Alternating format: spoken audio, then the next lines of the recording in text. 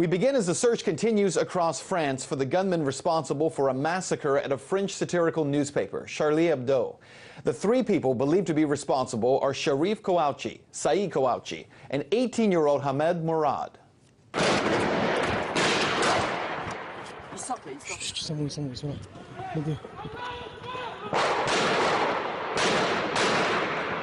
This, of course, video from the scene of that deadly shooting. Now, those three men I mentioned a minute ago, they were believed to be responsible for this attack in Paris that has left 12 people dead, 10 employees of the newspaper, which published cartoons mocking the Prophet Muhammad, and 2 police officers who were responding to the call of shots fired. Already, the 18-year-old in this case, Mourad, reportedly handed himself over to police at a station after he saw his name on the list of shooting suspects on social media. Mourad says that he was in school at the time of the shooting, and he says he has alibis who can verify that. As for the two brothers, Saeed Kouachi and Sharif Kouachi, they remain wanted at this hour. Authorities say the two men both came back from Syria this summer.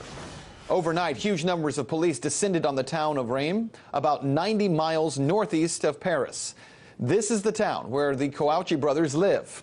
You might be asking yourself, how have these two been identified? Well, unverified reports claim that Saeed Kouachi dropped his ID at the scene of the attack. That report is already being met by some with skepticism. Well, meanwhile, in response to the Charlie Hebdo attack, multiple mosques across France have come under attack.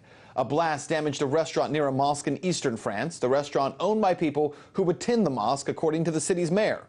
Also, according to French press, an attacker threw several training grenades at a mosque in Le Mans, where there were no reported injuries. And in southern France, several shots fired at a Muslim place of worship about an hour after a prayer service.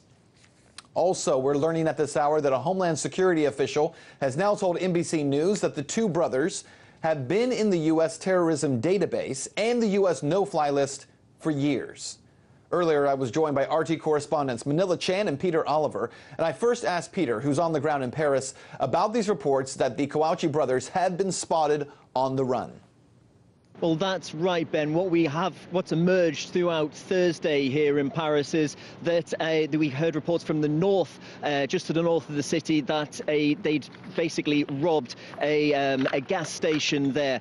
Now, this was after the owner of the gas station called police after he reported these two brothers storming into his gas station, wearing masks, brandishing automatic weapons and rocket launchers. They stole food. They also stole petrol and then sped off in their car. Now, there is a major manhunt underway. France is really pulling out all of the stops. While I've been here, there's an awful lot of not just police but also military on the streets and particularly involved in that manhunt that's going on right now. They're going almost house to house searching for these two brothers that are wanted in connection with this really truly heinous crime that took place on Wednesday, leaving 12 people dead.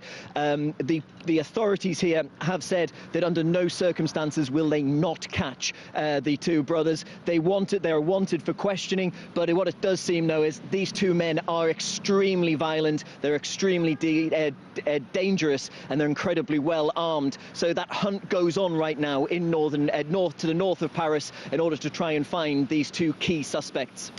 Peter, there's also a report today of a separate incident in which I believe a female police officer was shot at. This may or may not be related. What do we know about that? Well, what we've heard from the Prosecutor General's office here in France is that is also being treated as a terrorist attack. Now, this occurred in the early hours of Thursday morning here when police received a call of a traffic accident. This female officer attended the scene. When she arrived on the scene, two men inside the car that was supposed to be the subject of this accident opened fire on her, wounding her fatally. Now, even to make this even more tragic, a street cleaner who was working in the vicinity at the time leapt to her aid to try and save the stricken policewoman. He was then shot in the face and now remains in a critical condition in hospital. Now, they are saying, the authorities, that these two attacks, although happening, well, really within hours of one another, aren't being treated as if they were linked, but they are both being investigated as terrorist attacks. Let's go back to the attack from yesterday, because police, as we mentioned, have now had this 18-year-old turn himself over. Do his alibis hold up at this point? How did he get brought into this, and what do we know about that?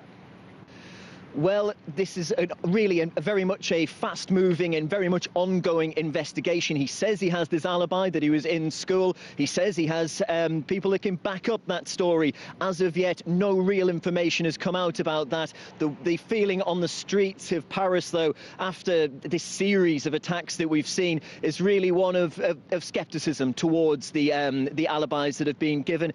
But as I say, it is an ongoing investigation. If it turns out that he was in school, there should be some records that he was in school at the time, perhaps even CCTV footage, anything like that. But as it stands at the moment, he is being treated as the third member of this gang that unleashed hell on the streets of Paris on Wednesday. Peter, thank you for that. Manila, let's turn to you. What has been the response from leaders here in the U.S. and really from around the world? Well, Ben, as we saw from last night, it's a continued outpouring of support for those slain at Charlie Hebdo, support for the French people, too. But I think more importantly, we're seeing global support for the rights of freedom of speech, freedom of press and expression. And I think the world is viewing the Charlie Hebdo team as the embodiment of that. Now, from coast to coast and across the pond, thousands of people united in saying, "Je suis Charlie," or "I am Charlie." Now, all over America, we saw a spattering of these groups. In Los Angeles, modest vigils sprang up in the Los Feliz neighborhood. That's just east of the Hollywood Hills, where there's sort of a small enclave of French people there. There's lots of restaurants, shops, things of that nature. They gathered outside of a bistro, holding up signs and cartoon sketches, and told press that they just wanted to be with their countrymen and share in the grief.